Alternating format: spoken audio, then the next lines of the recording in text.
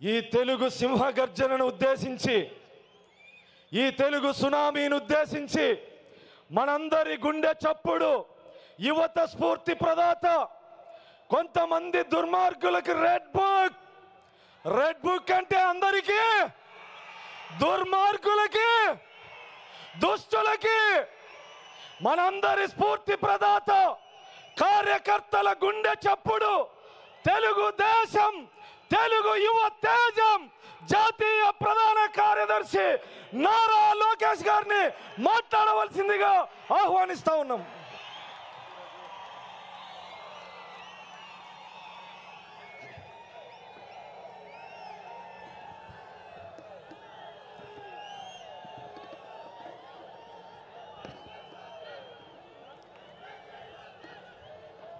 జై తెలుగుదేశం, జై తెలుగుదేశం.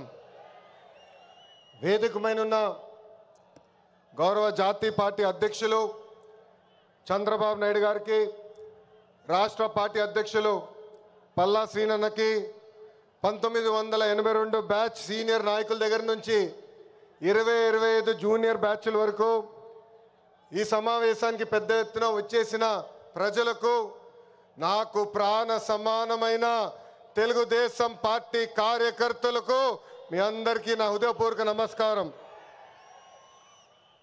తిరుమల తొలి గడప దేవుని గడప, ఒంటిమిట్ట రామస్వామి ఆలయం, ఆమీన్ పీర్ దర్గా, మరియాపురం చర్చ్ ఉన్న పుణ్యభూమి ఈ గడప. పౌరుషం, ఆత్మీయత, మహిళల్ని గౌరవిస్తాం నేర్చుకోవాల్సిన గొప్ప గడప ఈ కడప. మాస్ జాత్ర మహానాడు అదిరిపోయింది. పౌరుషాల గడ్డపై పసుపు జెండా రెపరెపలాడుతుంది. దేవుని గడప కడపలో పసుపు పండగ నిర్వహిస్తాం. నా అదృష్టంగా నేను భావిస్తున్నా. 2024లో మాస్ విక్టరీ మనందరం చూసాం, చరిత్ర కూడా తిరిగి రాశాం. 94% స్ట్రైక్ రేట్ అంటే 175 నియోజకవర్గాల్లో 164 స్థానాలు మన కైవసం చేసుకున్నాం. ఇది ఒక రికార్డు కాదు, ఆల్ టైమ్ రికార్డ్ అని సభాముఖం మీకు తెలుపుతున్నా. ఇది తెలుగుదేశం పార్టీ కార్యకర్తల నాటు దెబ్బ. జెండా బీకేస్తా అన్నారు, వాళ్ళు ఇప్పుడు పార్టీ కార్యాలయానికి టూలెట్ బోటు పెట్టుకుని పారిపోయే పరిస్థితి. పార్టీ లేకుండా చేస్తా అన్నారు, అడ్రస్ లేకుండా పోయే పరిస్థితి. వై నాట్ 175 అన్నారు, ప్రజలు ప్రతిపక్ష హోదా కూడా ఇవ్వని పరిస్థితి. మన బొమ్మలు పెట్టి బాక్సింగ్ చేశారు, ప్రజలే ఇప్పుడు ఫుట్బాల్ ఆడుకునే పరిస్థితి. ఏ తప్పు చేయని మన అధినేత చంద్రబాబు నాయుడు గారు బంధించారు. ప్రజలు ఏకంగా ఆ నాయకుడిని ప్యాలెస్లో పెట్టి తాళాలేసి లాక్ చేసే పరిస్థితి. మన నాయకులు ట్రెండ్ ఫాలో అవ్వరు, ట్రెండ్ సెట్ చేస్తారు. సినిమా స్క్రీన్ అయినా, పొలిటికల్ స్క్రీన్ అయినా ఆయన ఒక లెజెండ్. ఆయన పేరేంటి? విశ్వవిఖ్యాత నట సార్వభౌమ స్వర్గీయ శ్రీ నందమూరి తారక రామారావు గారు. ఎన్టీఆర్ అంటే 3 అక్షరాలు కాదు, ఎన్టీఆర్ అంటేనే ఒక ప్రభంజనం. ఆయనే రాముడు, ఆయనే కృష్ణుడు, ఆయనే భీముడు, ఆయనే అర్జునుడు, ఆయనే కరుణుడు, ఆయనే ప్రజల గుండెల్లో దేవుడు. పార్టీ పెట్టిన 9 నెలల్లో అధికారంలోకి రావటం ఒక చరిత్ర. దేశానికి సంక్షేమం అనే పదాన్ని పరిచయం చేసిన వ్యక్తి అన్న ఎన్టీఆర్.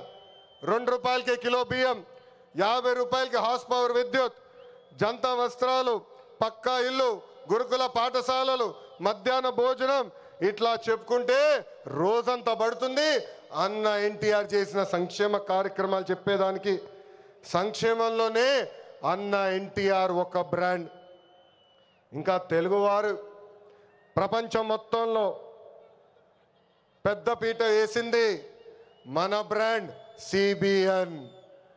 సిబిఎన్ అంటే డెవలప్మెంట్, సిబిఎన్ అంటే సంక్షేమం, సిబిఎన్ అంటే మనందరి ధైర్యం. అప్పుడు ఐటీ, ఇప్పుడు ఏఐ, అప్పుడు హైటెక్ సిటీ, ఇప్పుడు క్వాంటమ్ వ్యాలీ, అప్పుడు సైబరాబాద్, ఇప్పుడు అమరావతి. చాలని 200 రూపాయల పెన్షన్ని 2000 రూపాయలు పెంచారు. ఇప్పుడు భారతదేశంలో ఏ రాష్ట్రం ఇవ్వని విధంగా 4000 రూపాయల పెన్షన్ మన చంద్రన్న అందిస్తున్నారు. అన్న క్యాంటీన్, డ్వాక్రా, దీపం, పేదల చిరునవ్వు మన నాయకుడు చంద్రబాబు నాయుడు గారు. మనకి ప్రతిపక్షం కొత్త కాదు, మనకి అధికారం కొత్త కాదు. 2019 నుంచి 24 వరకు విధ్వంస పాలన మనందరం చూసాం. ప్రశ్నిస్తే కేసులు, నా పైన కూడా 23 కేసులు పెట్టారు. పోరాడితే ఏకంగా అరెస్ట్ చేశారు. వేదిక మీద చాలా మంది నాయకుల్ని ఆనాడు అరెస్ట్ చేశారు. ఎన్ని ఇబ్బందులున్నా, ఎన్ని కేసులు పెట్టినా మనం ఆనాడు ఒకే డైలాగ్ చెప్పాం. ఏంటది? ఆ డైలాగ్ ఏంటి? తగ్గేదే లేదు.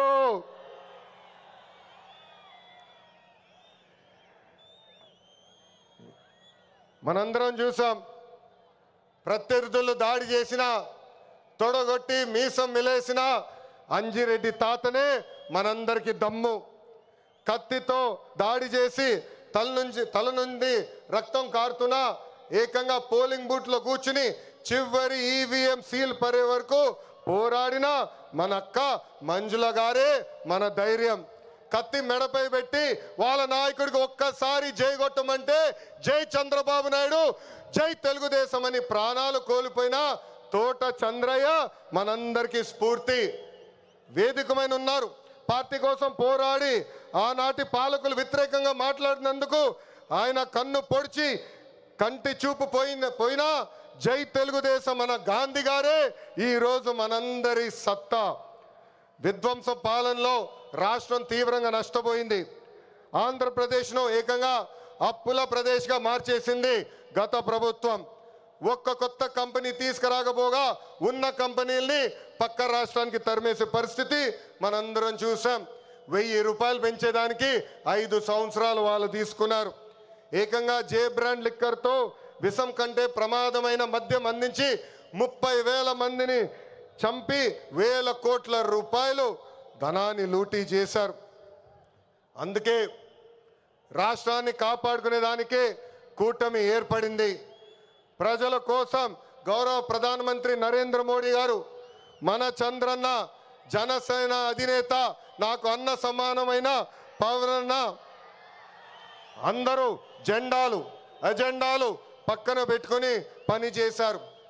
ప్రజలు మన్ని ఆశీర్వదించారు, కూటమిని ఆశీర్వదించారు. ప్రజాప్రభుత్వం ఈరోజు ఏర్పడింది. ఎన్ని ఆర్థిక ఇబ్బందులున్నా ఇచ్చిన ప్రతి హామీ కూటమి ప్రభుత్వం నిలబెట్టుకుంటూ ముందరికెళ్తుంది. దేశంలో ఏ రాష్ట్రంలో ఇవ్వని విధంగా వృద్ధులకి 4,000 రూపాయలు, వికలాంగులకి 6,000 రూపాయలు, ఏకంగా బెడ్కి పరిమితం అవుతే 15,000 రూపాయలు ప్రతి నెల పెన్షన్ ఇచ్చి ఆదుకుంటుంది కూటమి ప్రభుత్వం. దీపం పథకం కింద ప్రతి ఏటా ఉచితంగా 3 గ్యాస్ సిలిండర్లు కూడా మన ప్రభుత్వం అందజేస్తుంది. ఇంకా అన్న క్యాంటీన్లు కూడా తిరిగి ప్రారంభించాం. ఇంకా జూన్ మాసంలోనే తల్లికి వందనం కూడా మన ప్రభుత్వం ఇవ్వబోతుంది. అన్నదాత సుఖీభవ త్వరలో అమలు చేస్తున్నాం.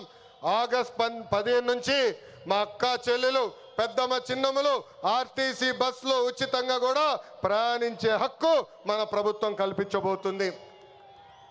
ఇంకా 16,347 పోస్టులతో మెగా డిఎస్సి మనం ప్రకటించుకున్నాం. జూన్ మాసంలో ఎగ్జామ్స్ నిర్వహించి ఏకంగా వచ్చే అకాడమిక్ ఇయర్కి ఉపాధ్యాయుల్ని కూడా పొజిషన్ చేస్తాం. పోయిన ఎన్నికల్లో ప్రభుత్వ ఉద్యోగస్తులందరూ కూటమి ప్రభుత్వానికి సహకరించారు. ప్రతి నెల 1వ తారీఖు నాడు వాళ్ళ జీతాలు ప్రభుత్వం చెల్లిస్తుంది. వాళ్ళకి అనేక సమస్యలు ఉన్నాయి. ఆ సమస్యలన్నీ కూడా ఒక పద్ధతి ప్రకారం కూటమి ప్రభుత్వం పరిష్కరిస్తుందని ఈ సభాముఖం వాళ్ళందరికీ తెలుపుతున్నాం. అభివృద్ధి వికేంద్రీకరణ అనేది మన ఎజెండా. మిషన్ రాయలసీమ అన్నాడు నేను ప్రకటించా. ఆ మిషన్ రాయలసీమ అమలు చేసడానికి ఈరోజు మన ప్రభుత్వం పనిచేస్తుంది. రాయలసీమను ఒక automotive, electronics, renewable energy, horticulture హబ్గా తీర్చిదిద్దుతున్నాము. ప్రకాశం జిల్లాలో రిలయన్స్ సిబిజీ ప్లాంట్స్ ఏర్పాటు చేస్తున్నాం. ఉభయ గోదావరి జిల్లాలో పెద్ద ఎత్తున ఆక్వాని ప్రోత్సహిస్తున్నాం. ఏకంగా ఉత్తరాంధ్రలో ఐటీ, ఫార్మా, మెడికల్ ఎక్విప్మెంట్ తయారీ, ఏకంగా భారతదేశంలోనే అతిపెద్ద steel plant Arcelor Mittal plant కూడా మనం తీసుకొస్తాం జరిగింది. గడిచిన 11 నెలల్లో 8.5 లక్షల కోట్ల విలువైన పెట్టుబడి, తద్వారా 6 లక్షల మందికి ఉద్యోగాలు కల్పించే దిశగా మన ప్రభుత్వం ఒప్పందాలు కుదుర్చుకుంది. ఇంకా తెలుగుదేశం పార్టీలో మా కార్యకర్తలే అధినేత. దేశంలో ఏ పార్టీ ఇవ్వని గౌరవం తెలుగుదేశం పార్టీ కార్యకర్తలకి ఇస్తుంది.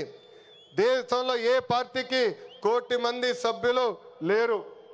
అదే మన పసుపు జెండా పవర్, అదే ఈ పసుపు సైన్యం పవర్. సభ్యత్వంలో కూడా ఎవరు మన రికార్డు బద్దలగొట్టే పరిస్థితుల్లో లేరు. ఈరోజు 5 లక్షల ప్రమాద బీమా అందిస్తున్నాం. ఫ్యాక్షన్లో ఎవరైనా చనిపోతే వాళ్ళ బిడ్డల ఫ్యాక్షన్లోకి వెళ్లకుండా ఎన్టీఆర్ మోడల్ స్కూల్లో మన నాయకుడు చంద్రబాబు నాయుడు గారు ఈరోజు చదివిస్తాం జరుగుతుంది. విద్య, వైద్యం, స్వయం ఉపాధి ఇలా 140 కోట్ల రూపాయలు కేవలం కార్యకర్తల సంక్షేమం కోసం ఖర్చు పెట్టిన పార్టీ తెలుగుదేశం పార్టీ. నేను స్వయంగా వైసీపీ హయాంలో ఇబ్బంది పడిన కుటుంబాలని కలుస్తున్నా. ఒక్కొక్కరిని కలిసి వాళ్ళకైనా సమస్యలు ఉంటే మేము పరిష్కరిస్తున్నాం.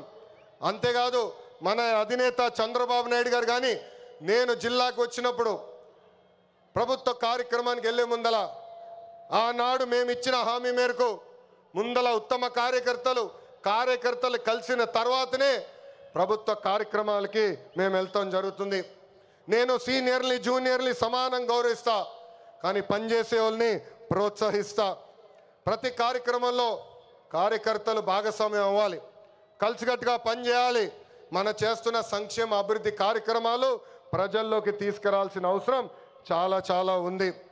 ఇక్కడున్న ఎంతోమంది మన అధ్యక్షుడు వారు చంద్రబాబు నాయుడు గారిని కలిశారు, నన్ను కూడా కలిశారు. పాదయాత్రలో లక్షలాది మంది నాతో ఏకంగా ఫోటోలు దిగారు. ఈ సభాముఖంగా వైకాపా కార్యకర్తలు ఆలోచించమంటున్నా, ఏనాడైనా మీ నాయకుడు మిమ్మల్ని కలిశాడా? ఏనాడైనా మీ నాయకుడు మీతో ఫోటో దిగారా? అధికారంలో ఎందుకో ఇప్పుడు ప్రతిపక్షంలో కూడా తాడేపల్లి కొంపకెళ్తే no entry, palace doors closed అని చెప్పే పరిస్థితికి వచ్చారు. గౌరవ ముఖ్యమంత్రి చంద్రబాబు నాయుడు గారు, గౌరవ ఉప ముఖ్యమంత్రి పవన్ అన్న కలిసి రాష్ట్రాన్ని అన్ని రకాలుగా అభివృద్ధి చేస్తున్నారు. గౌరవ ప్రధానమంత్రి గారు రాష్ట్రానికి పూర్తిగా సహకారం అందిస్తున్నారు. ఏకంగా ఆంధ్ర రాష్ట్ర ప్రజలు కోరిన అన్ని కోరికలు ఈరోజు గౌరవ ప్రధానమంత్రి గారు తీర్చుతున్నారు. దానికి కారణం ఒకటే, మొన్న జరిగిన ఎన్నికల్లో 25 స్థానాల్లో ఎప్పుడైతే కూటమి పార్లమెంట్ 25 స్థానాల్లో కూటమి ఎప్పుడైతే 21 స్థానాలు గెలిచిందో, ఎస్ ఆంధ్ర రాష్ట్రం ఇప్పుడు ఎన్డీఏ వెనకుంది, ఆంధ్ర రాష్ట్రం ఎన్డీఏకి కట్టుబడి ఉంది. అందుకే ఆంధ్ర రాష్ట్రానికి నేను అన్నీ చేస్తానని అడుగు వేశారు మన గౌరవ ప్రధానమంత్రి నరేంద్ర మోడీ గారు. ఇప్పుడు మనం చేయాల్సింది ఒకటి ఉంది, ప్రజలకు దగ్గర అవ్వాలి. అహంకారం, ఈగో పక్కన పెట్టుకోవాలి. అహంకారం ఉంటే ఏమవుతుందో మనందరం చూసాం. 151 సీట్లు ఏమైంది? 151 సీట్లు ఏమైంది? 11 అయ్యాయి. అందుకే నేలపై ఉండాలి, ప్రజలకు సేవ చేయాలి. అధికారంలో ఉన్న ప్రతిపక్షంలో ఉన్నట్టు మనం అందరం వ్యవహరించాలి. చిన్న కుటుంబంలోనే సమస్యలు ఉంటాయి. 3 పార్టీలు కలిసినప్పుడు చిన్న సమస్యలు రావటం సహజమే. ఈగోలు పక్కన పెట్టండి, అందరం కలిసి పనిచేద్దాం. విడాకులు, మిస్ఫైర్లు, క్రాస్ ఫైర్లు ఎట్టి పరిస్థితుల్లో జరిగేదానికి లేదని ఈ సభాముఖ కార్యకర్తలందరికీ నేను తెలుపుతున్నా. ఈ మహానాడు వేదికగా ఒక ముఖ్యమైన విషయం ఆంధ్ర రాష్ట్ర ప్రజలకి నేను చెప్పదలుచుకున్నా. ప్రభుత్వ కొనసాగింపు చాలా అవసరం. ఒక రాష్ట్రం అభివృద్ధి చెందాలంటే ప్రభుత్వం కొనసాగించాల్సిన అవసరం చాలా ముఖ్యం. 2014లో కట్టుబట్టలతో మన ప్రయాణం ప్రారంభించాం. 2014 నుంచి 19 వరకు సంక్షేమ అభివృద్ధి జోడి ఎద్దుల బండిలాగా మనం నడిపించాం. 2019లో విధ్వంస పాలన వచ్చింది, విధ్వంస ప్రభుత్వం వచ్చింది. ఒక సైకో ముఖ్యమంత్రి అయ్యాడు. దానివల్ల ఆంధ్ర రాష్ట్రం 30 సంవత్సరాలు వెనక్కిపోయింది. ఆంధ్ర రాష్ట్రం చాలా ఇబ్బంది పడింది. ఒక్కసారి ఆంధ్ర రాష్ట్ర ప్రజలు ఆలోచించాలా. గుజరాత్లో బీజేపీ వరుసగా 7 సార్లు గెలిచింది. ప్రభుత్వ కొనసాగింపు వల్ల ఈరోజు గుజరాత్లో అన్ని రంగాల్లో వాళ్ళు అగ్రస్థానంలో ఉన్నారు. అంతెందుకు, మొన్నటి వరకు మన వెనకాల ఉన్న ఒరిస్సా రాష్ట్రంలో కూడా బిజు జనతాదళ్ వరుసగా 5 సార్లు గెలిచింది. ప్రభుత్వ కొనసాగింపు వలన వాళ్ళు కూడా కొన్ని రంగాల్లో ఆంధ్ర రాష్ట్రాన్ని దాటి ముందరికెళ్లే పరిస్థితి. ఉమ్మడి రాష్ట్రంలో తెలుగుదేశం పార్టీ ఒకసారి వరుసగా గెలిచింది. మనందరం చూసాం ఆనాడు ఆంధ్ర రాష్ట్రం ఎలా అభివృద్ధి చెందిందో. అందుకే ప్రభుత్వ కొనసాగింపు చాలా చాలా ముఖ్యం. దీని గురించి రాష్ట్ర ప్రజలు అందరికీ తెలియజేయాల్సిన బాధ్యత ప్రతి పసుపు సైనికుడి పైన ఉందని ఈ సభాముఖంగా కోరుకుంటున్నా. ప్రభుత్వ కొనసాగింపు ఉంటేనే పెట్టుబడులు వస్తాయి. పెట్టుబడులు వస్తేనే నిరుద్యోగ యువకులకి పెద్ద ఎత్తున ఉద్యోగాలు కల్పించే అవకాశం మనందరికీ దక్కుతుంది. నేను ఈరోజు దేవుని గడప సాక్షిగా రాయలసీమ ప్రజల్ని కొన్ని ప్రశ్నలు అడగాలనుకుంటున్నా. రెడీనా? రెడీనా? తల్లిని చెల్లిని మెడబట్టుకుని బయటికి గెంటేసింది ఎవరు? ఎవరు? సొంత బాబాయిని లేపేసింది ఎవరు? జే బ్రాండ్లు అమ్మి పేదల రక్తం దాగింది ఎవరు? బల్ల కింద ఉన్న ఎర్ర బటన్ నొక్కి ప్రజల్ని బాధింది ఎవరు?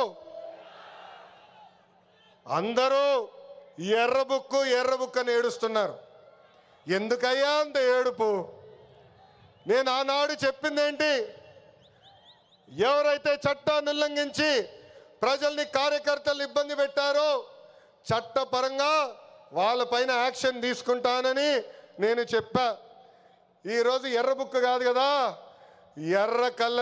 ఎర్ర రంగు చూస్తేనే వణికిపోయే పరిస్థితి వస్తుంది. ఎర్ర బుక్ అంటే ఒకడికి గుండుపోటు వచ్చింది. ఎర్ర బుక్ అంటేనే ఒకడు బాత్రూంలో కాలు జారి చెయ్యి ఎర్రగొట్టుకున్నాడు.